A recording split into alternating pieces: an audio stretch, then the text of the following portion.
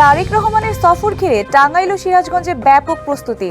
মাওলানা ভাসানীর কবর জিয়ারতের পর অংশ নেবেন বেগম খালেদা জিয়ার দোয়া মাহফিলে।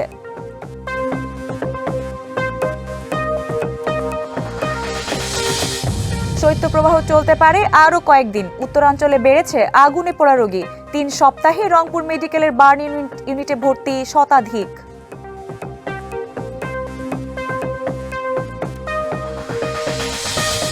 এবং কাকড়াধরায় 2 মাসের নিষেধাজ্ঞায় দুর্বিসহ দিন কাটছে সুন্দরবন নির্ভর জেলেদের। অর্থকষ্ট দূর করতে সরকারি সহায়তার দাবি। দীর্ঘ নির্বাসিত জীবন শেষে ঢাকার বাইরে তারেক রহমানের উত্তরবঙ্গের সফর শুরু হচ্ছে টাঙ্গাইলের সন্তোষের মাওলানা আব্দুল হামিদ খান ভাসানীর মাজার জিয়ারতের মধ্য দিয়ে। আর তারই সফর ঘিরে ব্যাপক প্রস্তুতি নিচ্ছে বিএনপি ও অঙ্গ সংগঠনের নেতাকর্মীরা। একই ধরনের প্রস্তুতি নেওয়া হয়েছে উত্তরের প্রবেশদ্বার খ্যাত জেলা সিরাজগঞ্জেও।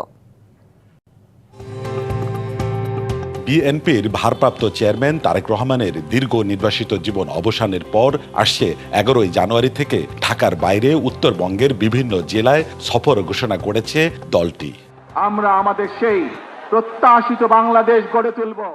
সফর ও কর্মসূচি শুরু হচ্ছে উপমহাদেশের কিংবদন্তি রাজনীতিবিদ মজলুম জননেতা মাওলানা আব্দুল হামিদ খান ভাসানীর কবর জিয়ারতের মধ্য দিয়ে।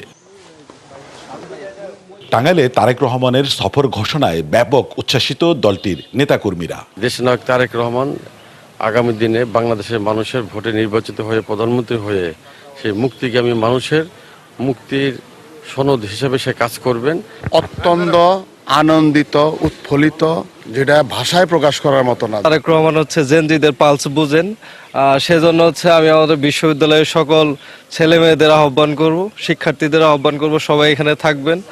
ঐতিহাসিক সফর আখ্যা দিয়ে স্থানীয় বিএনপির নেতারা বলছেন, ভাসানীর সমাধি ছাড়াও ঢাকা টাঙ্গাইল মহাসড়কের 60 কিলোমিটার অংশ জুড়ে অগণিত নেতাকর্মী ও জনসাধারণের উপস্থিতি সামাল দিতে নেওয়া হচ্ছে সব ধরনের প্রস্তুতি। আমাদের সকল প্রস্তুতি আমাদের ইতিমধ্যে সম্পন্ন হয়ে গেছে।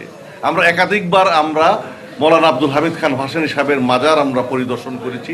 আমাদের নেতা কিভাবে আসবেন, তারেক রহমান সাহেব কিভাবে আসবেন, কিভাবে তিনি সেখানে যাবেন এবং এই পুষ্পস্তবক অর্পণ করবেন, সেক্ষেত্রে আমরা সিদ্ধান্ত নিয়েছি। টাঙ্গাইলের মানুষ অধীর আগ্রহে অপেক্ষা করছে, কারণ এটি টাঙ্গাইলের মানুষের জন্য ঈদের দিন, আনন্দের দিন। এই সফরের মধ্য দিয়েই আমি মনে করি বাংলাদেশের মানুষ একটি নতুন রাজনীতি দেশনায়ক তারেক রহমানের নেতৃত্বে উপহার পাবে ইনশাল্লাহ। এদিকে তারেক রহমানের সফরকে কেন্দ্র করে সিরাজগঞ্জেও নেতাকর্মীদের মাঝে বইছে উৎসবের আমেজ। 19 বছর পর উত্তরবঙ্গের সফরে অঞ্চলটির প্রবেশদ্বার সিরাজগঞ্জের বেসিক শিল্পনগরী মাঠে আপসীন নেত্রী বেগম খালেদা জিয়ার আত্মার মাগফেরাত কামনায় দোয়া মাহফিলে অংশ নেবেন বিএনপির ভারপ্রাপ্ত চেয়ারম্যান। দেশনেত্রী বেগম খালেদা জিয়ার আত্মার মাগফেরাতের জন্য একটা গণদোয়ার ব্যবস্থা করেছে। আমাদের নেতা রাজি হয়েছেন, এখানে আসবেন, উনি আমাদের এই দোয়ায় সামিল হবেন। আল্লাহর কাছে আমরা আমাদের নেত্রী বেগম খালেদা জিয়ার মাগফিরাত কামনা করব। 11 জানুয়ারি ঘোষিত কর্মসূচিতে টাঙ্গাইলে দুপুর 1টা ও বিকেল 3টায় সিরাজগঞ্জে উপস্থিত থাকার কথা রয়েছে।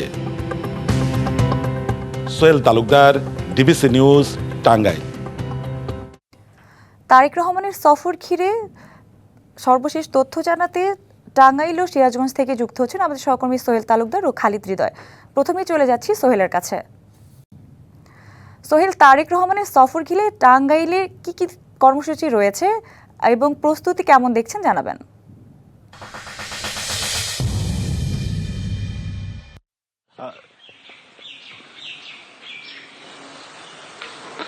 সঞ্জিতা, প্রস্তুতির কথা যদি বলি তাহলে কিন্তু আমরা দেখেছি যে সফর ঘোষণা হওয়ার পর থেকেই বিএনপির যে নেতাকর্মী যারা রয়েছেন, বিএনপির প্রচার সম্পাদক থেকে শুরু করে জেলা বিএনপির যারা সর্বত্র এবং 8টি আসনের যারা এমপি মনোনীত প্রার্থী রয়েছেন ধানের শীষের, তারাও কিন্তু দফায় দফায় এ বিষয়ে সভা করছেন এবং এই যে লোক সমাগম যেটি হবে সেই লোক সমাগমকে সামাল দেওয়া বা ঢাকা টাঙ্গাইল মহাসড়কের যে 60 কিলোমিটার অংশ জুড়েই যে দুধারে মানুষের যে অবস্থান, সেগুলো সবগুলো নিশ্চিত করার জন্য এবং নিরাপত্তা সকল কিছু মিলেই তারা কিন্তু কার্যক্রম চালাচ্ছে। আমরা এখন রয়েছি মাওলানা ভাসানীর যে মাজার প্রাঙ্গণ, সেই মাজার প্রাঙ্গণে, এই মাজার প্রাঙ্গণেই কিন্তু এসে যে জিয়ারত করবেন তারেক রহমান, তেমনটি কিন্তু ঘোষিত কর্মসূচিতে রয়েছে। এবং মাজার প্রাঙ্গণের পাশেই একটি অস্থায়ী একটি সভা মঞ্চ করা হয়েছে, সেখানে তিনি হয়তো কিছু সময়ের জন্য অপেক্ষা করতে পারেন বা যারা রয়েছেন তাদের উদ্দেশ্যে কথা বলতে পারেন।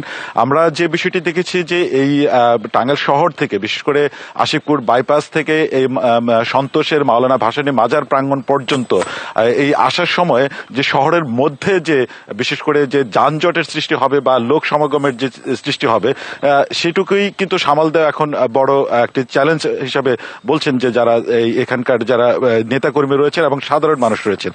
আপনি জানেন যে তারেক রহমানের যে প্রত্যাবাসনের পর, যে দীর্ঘ নির্বাসিত প্রত্যাবাসনের পর সাধারণ মানুষের যে তাকে কেন্দ্র করে যে উচ্ছ্বাস রয়েছে, সেই উচ্ছ্বাসের ঢেউ কিন্তু একেবারে প্রান্তিক পর্যায়ে মানুষের মধ্যেও পৌঁছে গিয়েছে এবং টাঙ্গাইলেও কিন্তু সেটুকু তার ব্যতিক্রম নয়।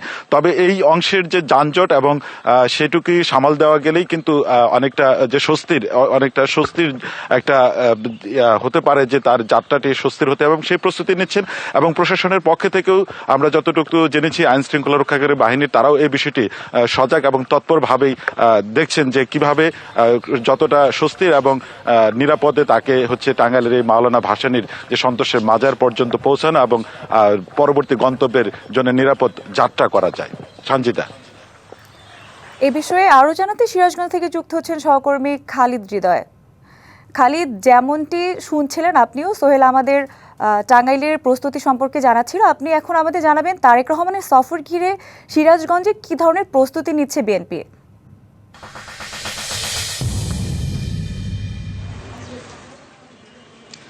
জি সঞ্জিতার সহকর্মী সোহেল তালুকদার যেমনটা বলছিলেন, ঠিক একইভাবে কিন্তু এই যে দীর্ঘ 19 বছর পর তারেক রহমান যে উত্তরবঙ্গ সফর করছেন, এবং সেই সফরের অংশ হিসেবে উত্তরবঙ্গের প্রবেশদ্বার সিরাজগঞ্জে তিনি আসবেন এবং প্রয়াত সাবেক প্রধানমন্ত্রী বেগম খালেদা জিয়ার রুহের মাগফিরাত কামনায় যে দোয়া, সেই দোয়ায় অংশগ্রহণ করবেন। তো সেই দিকটাকে বিবেচনা করে কিন্তু ব্যাপক প্রস্তুতি কিন্তু গ্রহণ করা হয়েছে সিরাজগঞ্জে, এবং এখানকার যে সাধারণ নেতাকর্মী রয়েছে তাদের মধ্যে কিন্তু ব্যাপক তারা উচ্ছ্বাস জানাচ্ছে।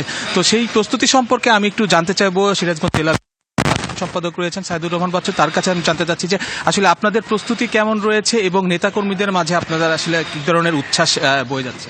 ধন্যবাদ।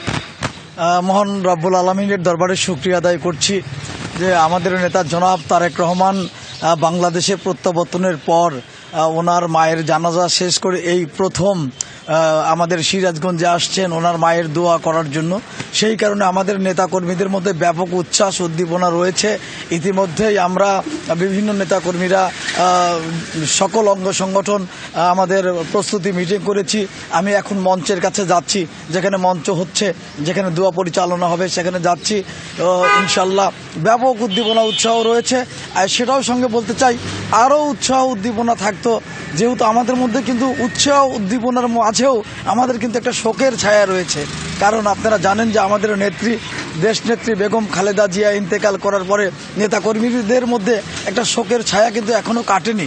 তবে দীর্ঘ 19 বছর পর উত্তরবঙ্গের যে আসছেন আমাদের নেতা জনাব তারেক রহমান, বিশেষ করে সিরাজগঞ্জে তার মায়ের দোয়া এই সিরাজগঞ্জে করবেন, এই জন্য সিরাজগঞ্জবাসী আমরা গর্বিত। আমরা সিরাজগঞ্জবাসী তাকে স্বাগত জানানোর জন্য সার্বিক প্রস্তুতি নিয়েছি। আমরা ইতিমধ্যেই আইন শৃঙ্খলা বাহিনীর কাছে সহযোগিতা চেয়েছি, ওনারাও আমাদেরকে আশ্বস্ত করেছেন সার্বিক সহযোগিতা ওনারা করবেন এবং সকল শ্রেণীর মানুষ আমাদের সার্বিক সহযোগিতা করবেন। এখানে শুধু বিএনপির দলীয় নেতাকর্মীরা না, কিন্তু সিরাজগঞ্জের দল মত নির্বিশেষে সকলেই ওই দোয়া মাহফিলে অংশগ্রহণ করবেন ইনশাল্লাহ। জি ধন্যবাদ আপনাকে। সঞ্জিতা শুনছিলেন যে সিরাজগঞ্জের নেতাকর্মীরা কিন্তু আসলে ব্যাপক প্রস্তুতি গ্রহণ করেছে এবং আগামী 11 থেকে কিন্তু বিকেল 3টায় সিরাজগঞ্জের যে বিসিক শিল্পপাড়া অঞ্চল আছে সেখানে কিন্তু তারেক রহমান এবং এখানে দোয়া মাহফিলে অংশগ্রহণ করার পরেই কিন্তু তিনি তার উদ্দেশ্যে রওনা হবেন। তো ছিল সিরাজগঞ্জের তারেক রহমানের আগমন উপলক্ষে প্রস্তুতি। খালিদ, ধন্যবাদ আপনাকে। নতুন বছরের শুরু থেকেই শৈত্যপ্রবাহে নাকাল দেশের বিভিন্ন এলাকার জনজীবন। কখনো এর বিস্তৃতি বেড়েছে, আবার কখনো কমেছে। চুয়াডাঙ্গা, রাজশাহী সহ কয়েকটি জেলায় আজও শৈত্যপ্রবাহ বয়ে যাচ্ছে। উত্তরের জেলা পঞ্চগড়ে আজ দেশের সর্বনিম্ন তাপমাত্রা রেকর্ড করা হয় 6.8 ডিগ্রি সেলসিয়াস। ঘন কুয়াশা আর হিমেল বাতাসে কাবু হয়ে পড়েছে জেলার মানুষজন। চুয়াডাঙ্গায় সকাল 6টায় সর্বনিম্ন তাপমাত্রা রেকর্ড করা হয় 9 ডিগ্রি সেলসিয়াস। এ জেলায় টানা 5 দিন চলছে শৈত্যপ্রবাহ। সকাল সন্ধ্যা ঘন কুয়াশার সাথে হিমেল বাতাসে ঠান্ডা বেশি অনুভূত হচ্ছে। এতে রাস্তাঘাটে কমে গেছে মানুষের আনাগোনা। ঠান্ডাজনিত রোগের সংক্রমণও বেড়েছে। বিশেষ করে ডায়রিয়ায় আক্রান্ত রোগীর সংখ্যা আশঙ্কাজনক। হাসপাতালগুলোতে দেখা দিয়েছে শয্যা সংকট। এদিকে রাজশাহীতে আজ সর্বনিম্ন তাপমাত্রা রেকর্ড করা হয়েছে 10 ডিগ্রি সেলসিয়াস।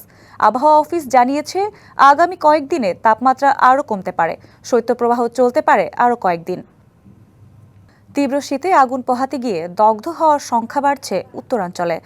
গেল 3 সপ্তাহে রংপুর মেডিকেলের বার্ন ইউনিটে ভর্তি হয়েছেন শতাধিক। তাদের বেশিরভাগই শিশু ও বৃদ্ধ নারী। ধারণ ক্ষমতার কয়েক গুণ রোগীর চাপে হিমশিম চিকিৎসকরা। এদিকে বাড়ছে ঠান্ডাজনিত অসুখ। এরই মধ্যে মারা গেছেন 18 জন। এই অবস্থায় নিজেদের সতর্কতার পরামর্শ চিকিৎসকদের। ঠাকুরগাঁও বালিয়াডাঙ্গের দিনমজুর দুলাল হকের শিশু সন্তান লামিয়া আক্তার প্রচণ্ড শীতে আগুন পোহাতে গিয়ে পুড়ে গেছে শরীরের 65%। রংপুর মেডিকেল কলেজ হাসপাতালের বার্ন ইউনিটে দুঃসহ যন্ত্রণায় কাতরাচ্ছে শিশুটি। মেয়ে আমার ছটফট করতেছে, ধরফর করতেছে, কান্নাকাটি করতেছে, খাইতে পাচ্ছে না, পুরো শরীরে আগুন লাগতেছে। আমি ওর মা হয়ে আমি স্থির হয়ে থাকতে পারছি না। 14 শয্যার বার্ন ইউনিটে চিকিৎসা নিচ্ছেন 60 জন, যাদের 50 জনই দগ্ধ হয়েছেন শীতে আগুনের উত্তাপ নিতে গিয়ে। গতবারের তুলনায় এবারে রোগীর সংখ্যাও বেশি। মেয়েটা খুব ছটফট করতেছে, খারাপ লাগতেছে শরীরে, জ্বালা যন্ত্রণা করে, মানে সারা দিন ঘুম পারবে না। গোসল করে আসে আগুন পাওয়ার যায় দিয়ে মেসকিতে আগুন লাগছে। এই পরিস্থিতি মোকাবিলায় হাসপাতালে নেই পর্যাপ্ত জনবল ও সরঞ্জাম। চিকিৎসার জিনিসপত্রের যেমন সংকট আছে, তার চেয়ে বেশি জনবলের প্রচন্ড সংকট। এখানে দক্ষ জনবল যেটাকে আমরা বলি, এটা প্রচন্ড সংকট। এদিকে অন্যান্য ওয়ার্ডে চাপ বাড়ছে ঠান্ডাজনিত রোগে আক্রান্তদের। রংপুর মেডিকেলে গেল 20 দিনে মৃত্যু হয়েছে 11 শিশু ও 7 বয়স্ক রোগীর। গাদাগাদি করে চিকিৎসায় সেবা বিঘ্নিত হওয়ার অভিযোগ স্বজনদের। শীতকালে রোগীর সংখ্যা 4-5 গুণ বৃদ্ধি পাচ্ছে, সে অনুপাতে এখানের সিট সংখ্যা বৃদ্ধি পাচ্ছে না। রোগী তো অনেক, প্রতিটা বেডে 3টা-4টা। এই বাস্তবতায় সংকট নিরসনে বাড়তি ব্যবস্থা নেওয়ার কথা জানিয়েছে কর্তৃপক্ষ। এই হসপিটালটা যখন হয়ে যাবে, সেখানে কিন্তু অতিরিক্ত জনবল আমরা পাবো, ইনস্ট্রুমেন্ট পাবো। সেই হিসাবে পূর্ণাঙ্গ একটা 100 বেডের হসপিটাল হবে, এবং সেটা যখন হবে তখন হয়তো বা আমরা মানে পূর্ণাঙ্গভাবে সব রোগীকে পুরোপুরিভাবে চিকিৎসাটা ভালোভাবে দিতে পারবো। হাসপাতালের তথ্য অনুসারে গেল বছর শুধু আগুন পোহাতে গিয়েই দগ্ধ 506 জন চিকিৎসা নেন, আর এবার গেল 3 সপ্তাহে এ সংখ্যা শতাধিক। Majed Masud, DBC news, Rangpur. এ বিষয়ে আরও জানাতে রংপুর থেকে সরাসরি যুক্ত হচ্ছেন সহকর্মী মাজেদ মাসুদ। মাজেদ, আগুন পোহাতে গিয়ে প্রতি বছরই দগ্ধ হওয়ার ঘটনা ঘটছে। এ বিষয়ে প্রতিকারে কোনো ব্যবস্থা নেওয়া হয়েছে কিনা এবং হাসপাতালে রোগীদের চিকিৎসা সেবার কি অবস্থা, বিস্তারিত জানাবেন।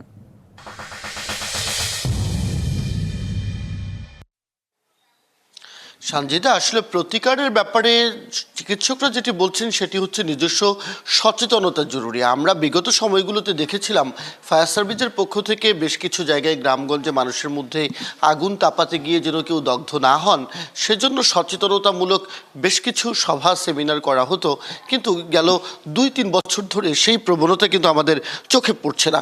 অন্যদিকে সরকারের পক্ষ থেকে যে পর্যাপ্ত শীতবস্ত্র বিতরণের উদ্যোগ আমরা দেখতাম এতদিন, সেই শীতবস্ত্র বিতরণটাও এখন অনেকটা সংকুচিত হয়ে আসছে, এবং সমাজের যে বিত্তবান দানশীল ব্যক্তিরা তারাও কিন্তু ব্যক্তি উদ্যোগে শীতবস্ত্র বিতরণ করতেন। ফলে গরম কাপড়ের সংকট যখন কমে যেত তখন কিন্তু মানুষ আর এই খড়কুটো জ্বালিয়ে আগুনের তাপ নিতেন না, দগ্ধ হওয়ার ঘটনাটা কম ঘটতো। কিন্তু এবছর উত্তরাঞ্চলে প্রচণ্ড শীত। আজকের তাপমাত্রাও যদি বলি, রংপুরের সর্বনিম্ন তাপমাত্রা রেকর্ড করা হয়েছে আজ 10 ডিগ্রি সেলসিয়াস। এবং শীত প্রচণ্ড অনুভূত হওয়ার কারণে এখানকার প্রায় ১৫০০ চরাঞ্চলের যে ছিন্নমূল খেটে খাওয়া মানুষ রয়েছেন তারা কিন্তু শীতবস্ত্রের তীব্র সংকটে রয়েছেন। শীত থেকে বাঁচার জন্য খড়কুটো জ্বালিয়ে আগুনের উত্তাপ নেওয়া ছাড়া তাদের আর তেমন কোনো উপায় নেই। আর এই আগুনের তাপ নিতে গিয়েই মানুষজন দগ্ধ হচ্ছেন এবং রংপুর মেডিকেলে এই দগ্ধ রোগীদের আহাজারি বাড়ছে। আমি এই মুহূর্তে রংপুর মেডিকেলের বার্ন ইউনিটে রয়েছি। এই ইউনিটটি ১৪ শয্যার, কিন্তু এখানে রোগী ভর্তি আছেন ৫৯ জন। আজকেও দগ্ধ এক রোগীর মৃত্যু হয়েছে এবং যে আমরা সংবাদে যে লামিয়ার কথা বলছিলাম, লামিয়ার অবস্থা এতটাই খারাপ হয়েছে যে তাকে উন্নত চিকিৎসার জন্য ঢাকায় প্রেরণ করা হয়েছে।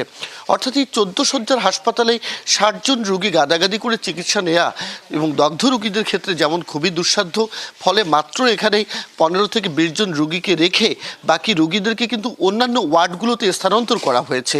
যখন অন্যান্য ওয়ার্ডে এই দগ্ধ রোগী থাকছে, একদিকে তারা সেবাটা সঠিকভাবে পাচ্ছে না, অন্যদিকে ওই ওয়ার্ডে সাধারণ রোগীদের সমস্যাও সৃষ্টি হচ্ছে। কিন্তু হাসপাতাল কর্তৃপক্ষ বলছে তারা নিরুপায়। শুধুমাত্র যে সমস্ত রোগীদের ড্রেসিং দরকার বা দগ্ধ রোগীদের নিয়মিত পরিষ্কার পরিচ্ছন্ন করা দরকার, সেই সমস্ত রোগীদের এই বার্ন ইউনিটে চিকিৎসা দেওয়া হচ্ছে। আমরা একজন নার্সের সাথে একটু কথা বলতে চাই, একটু জানতে চাই সরঞ্জাম এবং ওষুধের অভাব আছে কিনা। এটা তো আমরা সঠিক বলতে পারবো না। আসলে সানজিদা, হাসপাতালের পরিস্থিতিটা এমনই, এখানে কে কাকে মানছেন আর কার কমান্ড কে মেনে চলছেন সেটি যেমন বলা যাচ্ছে না, একইভাবে এই হাসপাতাল যেন কিছুটা সৃষ্টিকর্তার নামেই চলছে। কর্তৃপক্ষ সে ঠিকভাবে দেখভাল করছে না এবং তাদের যে গোজামিল অজুহাত যে ১৪ শয্যার হাসপাতালে ৬০ জনের চিকিৎসা দেওয়া যাবে না, ফলে ওষুধপত্র সংকট, এই অজুহাতে কিন্তু কেউই ঠিকভাবে চিকিৎসাও পান না, ওষুধপত্র পান না, ফলে সেবা মারাত্মকভাবে বিঘ্নিত হচ্ছে এবং মানুষজন কষ্টে রয়েছে। অন্যদিকে দগ্ধ রোগীর সংখ্যাও নিয়মিত বেড়েই চলছে। সানজিদা। মাজিদ, ধন্যবাদ আপনাকে। কিশোরগঞ্জের হোসেনপুরে শীতবস্ত্র বিতরণে ব্যতিক্রমী এক উদ্যোগ নিয়েছেন একদল শিক্ষার্থী। নিজের পছন্দের শীতের পোশাক পেয়ে উচ্ছ্বসিত ২ শতাধিক শিশু। যেখানে সাজানো নতুন শীতের পোশাক থেকে নিজের পছন্দের রং ও মাপ বেছে নিয়েছে ২ শতাধিক সুবিধাবঞ্চিত শিশু। ২০১৮ সালে স্কুল শিক্ষার্থীদের টিফিনের জমানো টাকা দিয়েই যাত্রা শুরু হয়েছিল শিশুদের হাসি ফাউন্ডেশনের। সেই ক্ষুদ্র উদ্যোগ পরিণত হয়েছে মানবিকতার বড় প্ল্যাটফর্মে। এবছর শীতবস্ত্র বিতরণের পাশাপাশি এলাকার ১০০টি অসচ্ছল পরিবারকে দেওয়া হয়েছে কম্বল। ফাউন্ডেশনের উপদেষ্টা জানান, এটি মানবিক সমাজ গঠনে বড় ভূমিকা রাখবে বলে মনে করছেন স্থানীয়রা। নিজের টিফিনের টাকা বাঁচিয়ে অন্যের জন্য কিছু করার এই মানসিকতাই আগামী প্রজন্মের জন্য সবচেয়ে বড় অনুপ্রেরণা। জরাজীর্ণ ভবনে চরম ঝুঁকি নিয়ে চলছে ফেনীর প্রায় অর্ধশতাধিক সরকারি প্রাথমিক বিদ্যালয়ের পাঠদান। জীর্ণ ভবনে ক্লাস করতে গিয়ে শিক্ষক শিক্ষার্থীরা সবসময় থাকেন আতঙ্কে। যে কোনো সময় বড় ধরনের দুর্ঘটনার আশঙ্কা রয়েছে। চলতি অর্থ বছরে শিক্ষা প্রতিষ্ঠানে উন্নয়নের ছোঁয়া লাগবে আশ্বস্ত করেছে কর্তৃপক্ষ।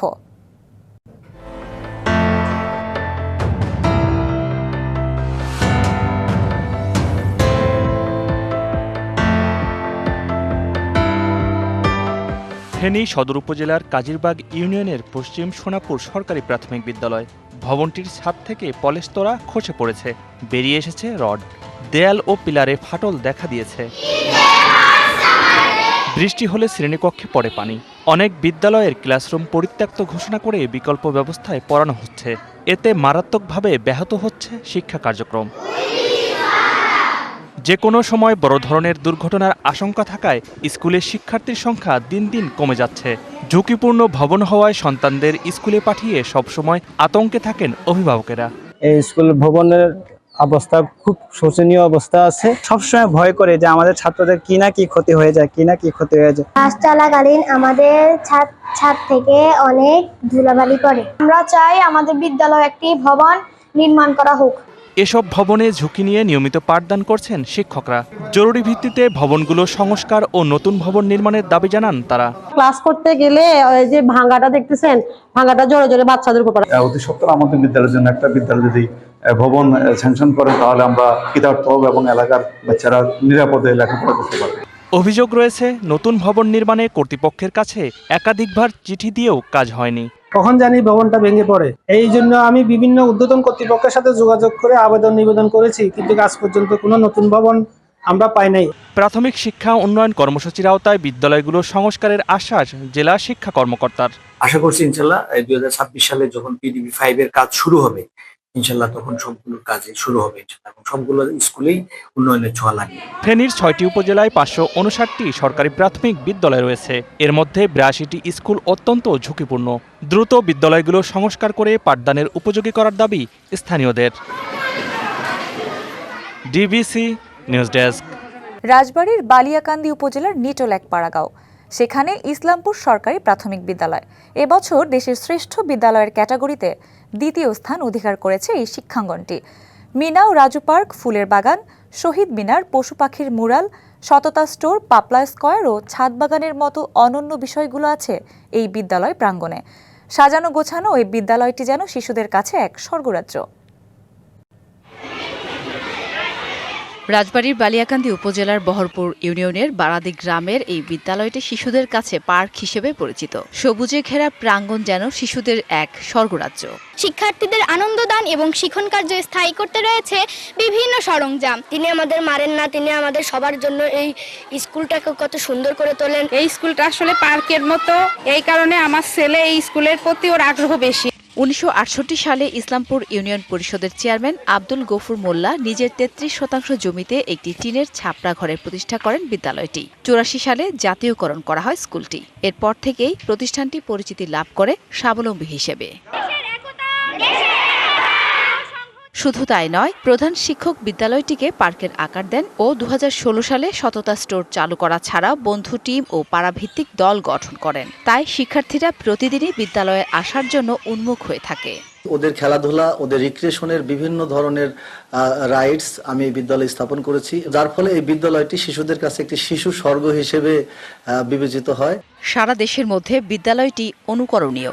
ওখানকার যে প্রধান শিক্ষক, তার আন্তরিকতা অসাধারণ। তার ব্যক্তিগত উদ্যোগ এবং সরকারি ব্যবস্থাপনায় তাদের সহযোগিতার মাধ্যমে এই বিদ্যালয়টিকে শুধু বালিয়াকান্দি না, রাজবাড়ী সহ সারা বাংলাদেশের জন্য অনুকরণীয় একটি দৃষ্টান্ত হিসেবে স্থাপন করেছেন। দেশের সব বিদ্যালয়ে পরিণত হোক শিশুদের স্বর্গরাজ্যে, এটাই সবার প্রত্যাশা। DBC news desk. চট্টগ্রামের বাজারে সবজির পাশাপাশি মুরগি, গরুর মাংস ও ডিমের দাম বেড়েছে, তবে মাছের বাজারে রয়েছে স্থিতিশীল। নগরীর কাজী দেউরি কাঁচা বাজার ঘুরে এই চিত্র দেখা গেছে। ব্রয়লার মুরগি বিক্রি হচ্ছে 160 থেকে 165 টাকা কেজি দরে, সোনালী 280 আর দেশি মুরগি 600 থেকে 620 টাকা। গরুর মাংসের দামও চড়া, বিক্রি হচ্ছে কেজি প্রতি 850 থেকে 950 টাকায়। এছাড়া কোরাল মাছ 450, রুই 400, কাতলা 380 এবং তেলাপিয়া মাছ বিক্রি হচ্ছে 250 টাকা কেজি দরে। ঊর্ধ্বমুখী ডিমের বাজারও। দেশি মুরগির ডিম ডজন প্রতি বিক্রি হচ্ছে 110 থেকে 120 টাকায়। গত সপ্তাহের মতো এই সপ্তাহেও দেশি পেঁয়াজ 65 টাকা ও ভারতীয় পেঁয়াজ 75 টাকায় বিক্রি হচ্ছে।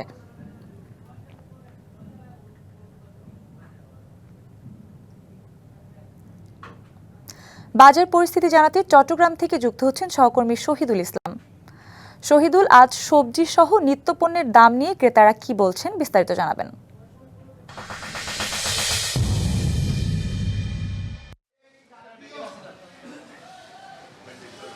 চট্টগ্রামে এমনিতে চলছে আসলে যে শীতের বাজার, যে শীত চলতেছে সেটারও আসলে প্রভাব চট্টগ্রামের যে বাজারগুলো রয়েছে সে বাজারগুলোতে আসলে পড়েনি। এখানে যে শীতকালীন যে সবজিগুলো রয়েছে সে সবজি থেকে শুরু করে সব কিছুর দামই আসলে বেশ চড়া আমরা দেখেছি। আমরা এই মুহূর্তে আছি চট্টগ্রাম নগরী কাজী দেউরি যে কাঁচা বাজার রয়েছে সেই কাঁচা বাজারে এই বাজারে চট্টগ্রাম শহরের যে নিম্নবিত্ত থেকে শুরু করে উচ্চবিত্ত সবাই আসলে বিট করছেন। এখানে যে আমরা দেখেছি সব কিছুরই আসলে দাম বৃদ্ধি, এছাড়াও আমরা দেখেছি এখানে যে এই বাজারে বিক্রি হচ্ছে আলু কেজি প্রতি 35 টাকা, যেটা আসলে গত সপ্তাহে 30 টাকায় ছিল, এবং ঢেঁড়স যেটা আসলে গত সপ্তাহে কেজি ছিল 80 টাকা, সেটা এখন এই সপ্তাহে চলতেছে আজকে চলতেছে 100 টাকা কেজি। এবং যে গ্রীষ্মকালীন যে সবজি যেটা জিঙ্গা বলা হয় সেটা গত সপ্তাহে ছিল 80 টাকা, সেটা মানে এই সপ্তাহে 100 টাকা করে আসলে চলতেছে। এছাড়াও আমরা মাছের বাজারও আমরা দেখেছি বেশ চড়া মাছ, আসলে যেখানে যে কোরাল মাছ কেজি প্রতি চলতেছে 450 টাকা এবং রুই মাছের কেজি চলতেছে 400 টাকায়।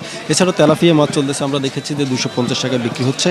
তবে আমরা যে ডিমের বাজার যেটা রয়েছে সেটা গত সপ্তাহে ডিমের বাজার একটু কম ছিল, সেটাও এই যে আজকে যে রেট সেটা রেট অনুযায়ী সেটা দাম অনেকটাই বেড়েছে। ডিম যেটা হচ্ছে সেটা হচ্ছে ডিমের যে বাজার সেটাও এখন থেকে ডজন প্রতি 110 থেকে 120 টাকা আসলে বিক্রি হচ্ছে। এছাড়াও আমরা দেখেছি ব্রয়লার মুরগি এখানে যে 160 টাকা থেকে 165 টাকায় বিক্রি হচ্ছে, এবং যেটা সোনালী মুরগি বিক্রি হচ্ছে 280 টাকায়, আর দেশি মুরগি এখানে 600 থেকে 620 টাকা ধরে আসলে বিক্রি হচ্ছে। এছাড়া গরুর যে মাংস সেটাও আসলে বেশ চড়া দামে বিক্রি হচ্ছে, 850 থেকে 950 টাকায় এটা আসলে বিক্রি হচ্ছে। এছাড়া আমরা পেঁয়াজের দাম যেটা দেখেছি সেটা যে পেঁয়াজ গত সপ্তাহে 60 থেকে 55 থেকে 60 টাকা বিক্রি হচ্ছে, সেটা এইসব চলতি সপ্তাহে প্রায় 65 থেকে 75 টাকায় ভারতীয় পেঁয়াজ সহ বিক্রি হচ্ছে। তো সব মিলে বলা চলে এখানে বিক্রেতারা বলছেন যে এখানে যে সরবরাহ, বাজারে যে সবজি সরবরাহ সেটা কম থাকায় এই বাজারে আসলে সব কিছুর দাম আসলে এখন এই সপ্তাহে আসলে বেশ বেড়ে গেছে। চট্টগ্রাম থেকে এই ছিল আমার কাছে থাকা সবশেষ খবর। শহীদুল, ধন্যবাদ আপনাকে। সুন্দরবনে কাঁকড়ার প্রজনন মৌসুম জানুয়ারি ও ফেব্রুয়ারি। এই সময় সুন্দরবনের সব নদী ও খালে কাঁকড়া আহরণ ও সংরক্ষণ সম্পূর্ণ নিষিদ্ধ থাকায় দুর্বিষহ দিন পার করছেন উপকূলীয় জেলে ও সংশ্লিষ্টরা। নিষেধাজ্ঞা অমান্য করে কাঁকড়া আহরণ করলে আইনি ব্যবস্থা নেওয়ার কথা জানিয়েছে বন বিভাগ। সুন্দরবনের 6017 বর্গ কিলোমিটার এলাকায় জলভাগ প্রায় 31%। এখানে 210 প্রজাতির সাদা মাছ, 24 প্রজাতির চিংড়ি ও 14 প্রজাতির উভচর প্রাণী আছে। সুন্দরবনের সম্পদ আহরণের জন্য 12,000 নৌকার অনুমতিপত্র দেওয়া হয়, যার 1/3 কাঁকড়া ধরার জন্য বরাদ্দ। সুন্দরবনের নদী, খালি কাঁকড়ার প্রাকৃতিক প্রজনন নিশ্চিত করতে জানুয়ারি ও ফেব্রুয়ারি মাসে কাঁকড়া আহরণে নিষেধাজ্ঞা দিয়েছে বন বিভাগ। বন বিভাগের এই নিষেধাজ্ঞা মানতে গিয়ে চরম অর্থকষ্টে পড়ে মানবেতর জীবন কাটাচ্ছেন উপকূলীয় জেলে ও সংশ্লিষ্টরা। 2 মাস যখন পাস পারমিট বন্ধ থাকবে, সুন্দরবনে ঢুকতে দেবে না, তখন তো অবশ্যই ওদের অনেকটা কষ্ট হয়। পরিস্থিতি উত্তরণে সরকারের সংশ্লিষ্ট বিভাগের কাছে দ্রুত সহায়তার দাবি জানিয়েছেন তারা। যদি জেলেরা এই সময় কাঁকড়া আহরণ করার সুযোগ পায়, যেমনিভাবে বৈদেশিক মুদ্রাও আমাদের বেশি আসবে, সেভাবে তাদের জীবন জীবিকাও সুন্দর হওয়ার সম্ভাবনা থাকে। নিষেধাজ্ঞা অমান্য করলে বন আইনের আওতায় ব্যবস্থা নেওয়া হবে বলে জানিয়েছে কর্তৃপক্ষ। জানুয়ারি এবং ফেব্রুয়ারি এই 2 মাস কিন্তু কাঁকড়া ধরা নিষেধ। দুজন কর্তৃপক্ষ আমাদের সেইভাবে নির্দেশ দিচ্ছেন যে কোনো কথায় যেন কেউ প্রবেশ করতে না পারে, কোনো ধরনের কাঁকড়া আহরণ না করতে পারে। কাঁকড়া শুধু অর্থনৈতিক নয়, সুন্দরবনের খাদ্য শৃঙ্খল রক্ষায় গুরুত্বপূর্ণ। তাই জেলে ও কাঁকড়া ব্যবসায়ীদের সংকট সমাধানে কার্যকর ব্যবস্থা নেবে সরকার, এমন দাবি সবার। DBC news desk.